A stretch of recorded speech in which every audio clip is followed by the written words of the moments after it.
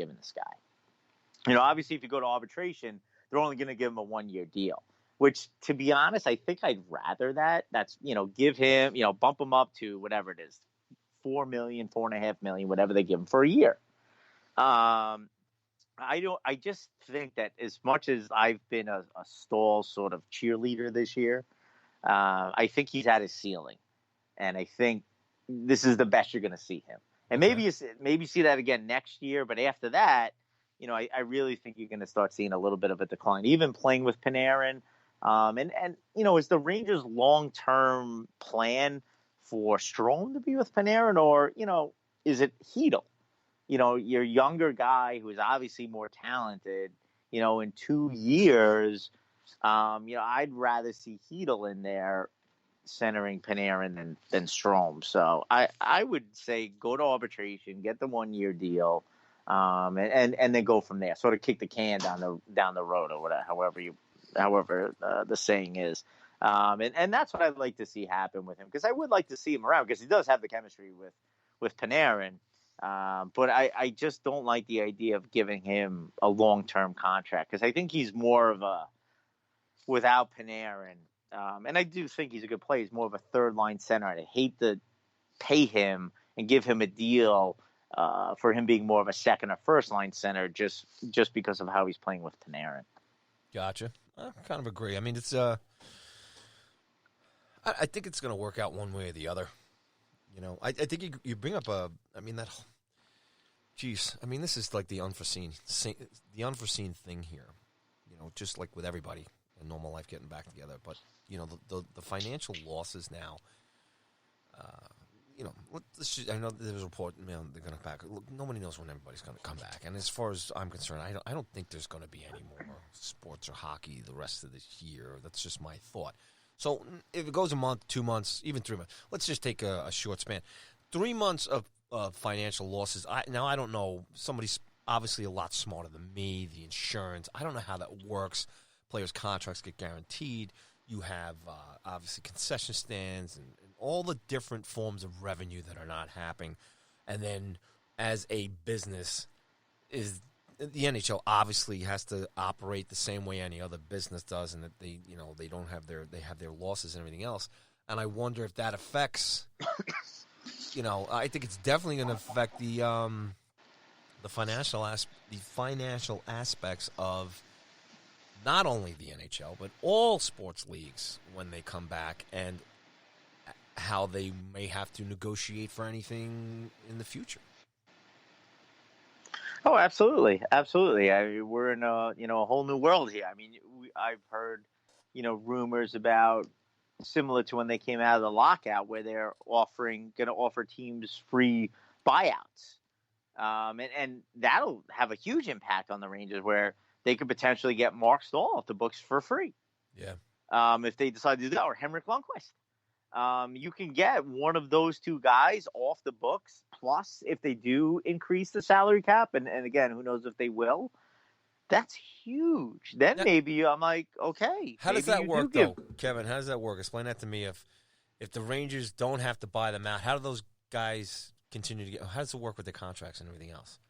Well, maybe it's they give them. Maybe I'm saying that wrong. Maybe they allow them more buyouts or a longer buyout period. Maybe I completely botched that. No, I think it's an interesting, any way you look at it, but I was just kind of I forgot where I saw that. Yeah. Larry Brooks. It was probably Larry Brooks. Well, how did it? Or Sean Avery. Two of your favorite guys. That's it. See, Larry Brooks probably wrote about it. I can't say it.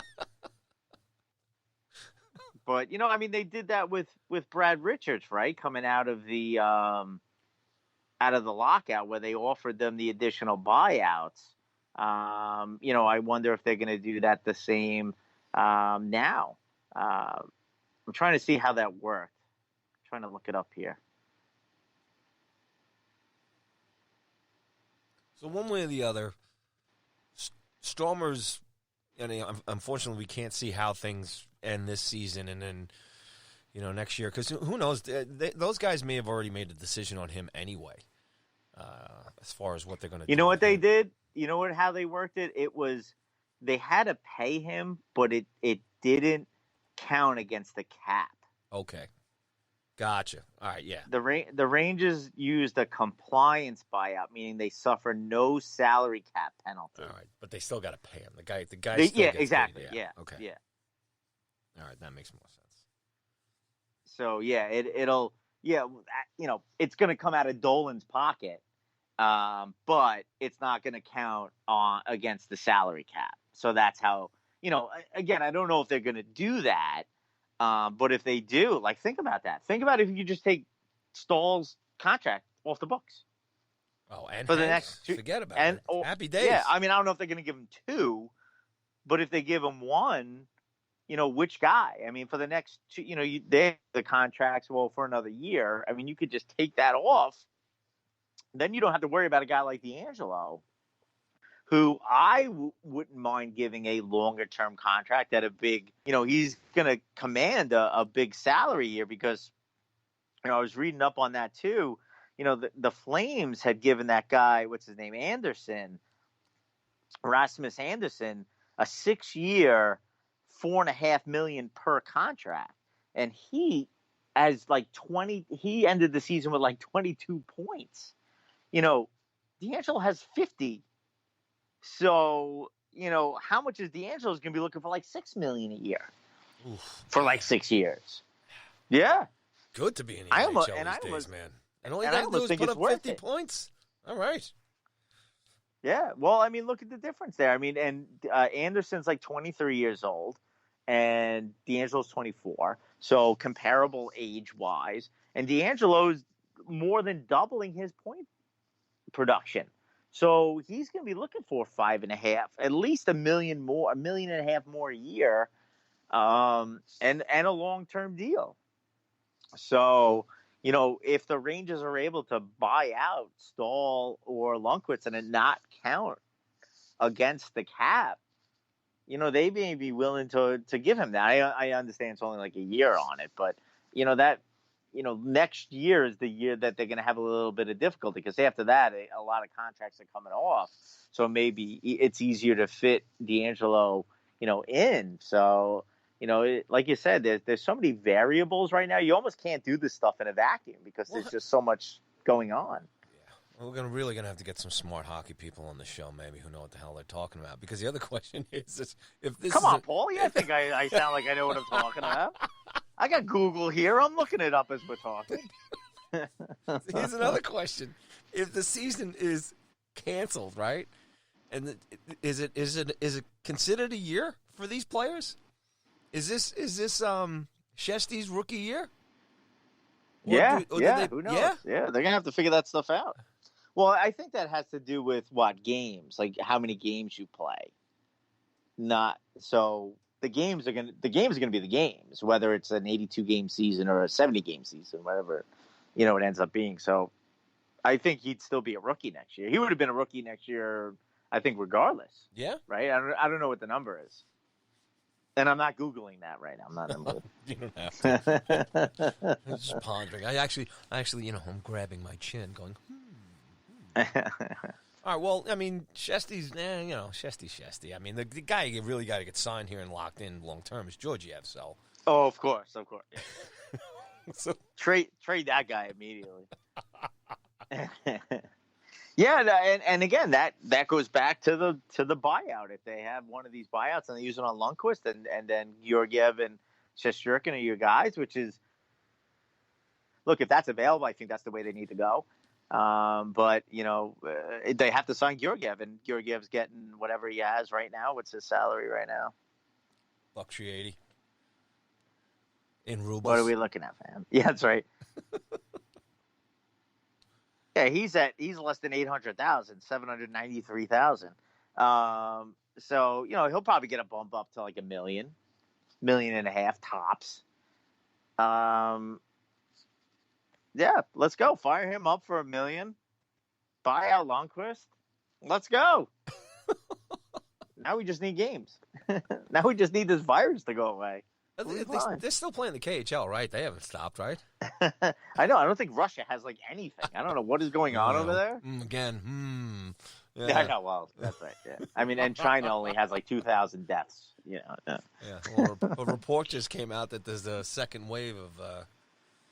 Oh man, that's just more bad news. We don't even talk about that. That's all right. Let's not get into it. Yeah. All right. So, I mean, and Jesper Fast. I mean, you're going to do anything you can. I mean, he back up like, the truck for him. Back it up. Yeah, but I back think, up the Brinks truck. Do you think he's also? I think he's also comes across to me as a kid who's gonna, he's gonna want to stay here. I don't think he's gonna haggle too much on money. Yeah. What are your thoughts? He's making and believe me, he does not. I mean, if I was his agent, you get as much as you can. I'm not saying he should settle for anything less than anybody else, and what he's worth. But he just comes across to me a guy who seems like he might, I don't think he's going to cause too much trouble as far as his contract is concerned, whether it's a couple $100,000 here or there.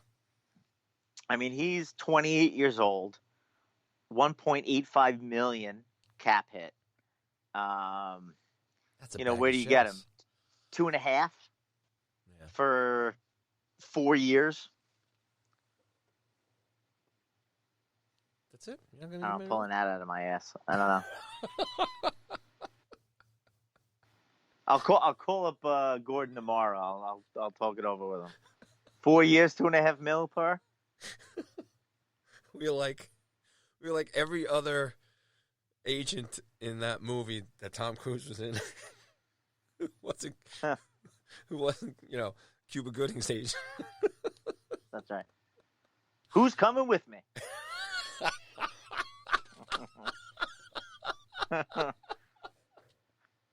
Oh, it's me and you out looking for players with the new agency. Let's start a new agency, KD. Give him what he wants there. We were talking about comedians before. Who's great in that movie? Who's a good comedian? Jay Moore. That's old school. That's from when we were younger. That's the only time I liked him when he wasn't trying to be funny, actually, in that movie. You want to hear a good Jay Moore story? I gave you the Brad Richards story before. Here's a scoop on Jay Moore. Okay. When I was in high school, we used to go into the city and we used to go to the strip club called Runway 69. Dry place. Place was dry. That's why they family used to let place. us in. You could exactly couldn't buy drinks there, so we used to drink the whole train ride in, and we'd go into Runway 69. And so we go in there one day, and Jay Moore is in there, and what was he did? He was on an MTV show. I forgot what MTV show he used to do, and but he must have been out of the show. And we're like, I remember we were all in there. Must have been like 10 of us. We were, like I said, in high school. It must have been seniors in high school. And we're like, what are you doing here? He was there with this, his big bodyguard. And we're like, what happened? He goes, this is what happens when you're out of the limelight. You're here. And we would die laughing. We hung out with him like the whole night in Runway 69. It was right in Times Square. And hung out with Jay Moore. That was so much fun. And that's how the coronavirus originally was created. Oh, my God. Good times, man. Oh, yes. I think Jay Moore is great. He's beyond the fact that, I hung out with him in a strip club. Special place. He's a funny comedian. That's old school. That is the old days, especially the He's MTV good. days. All those guys, Johnny Stewart, and before they became Chris Hardwick. Chris Hardwick, right? Didn't he get in trouble recently? He said something. Probably. I haven't been following him. I've been looking for him. Is he an influencer? What do you mean you haven't been following him? Oh, have you started a TikTok account yet? My daughter's starting it up for me. When are we going to see tonight? KD dancing? You got to give Dancing Larry a run for his money next time when the season comes back. Let's do it, KD. PR just called me because there's no games. Go Rangers Radio would like you to start a TikTok still account. Does that? Huh? Can you believe he still does that? What's wrong with him still doing it? No, I'm not criticizing it. I just can't believe he does that every He's week. not like the quitter from the Jets who doesn't do that anymore. I mean, if you're a Jets fan, if you like losing like that, but I mean, there's got to be one night where you're just like, I ain't freaking doing it. I am not in the mood. I was fighting with my wife or something. That's it. I'm not doing it tonight. He What's- does it every night.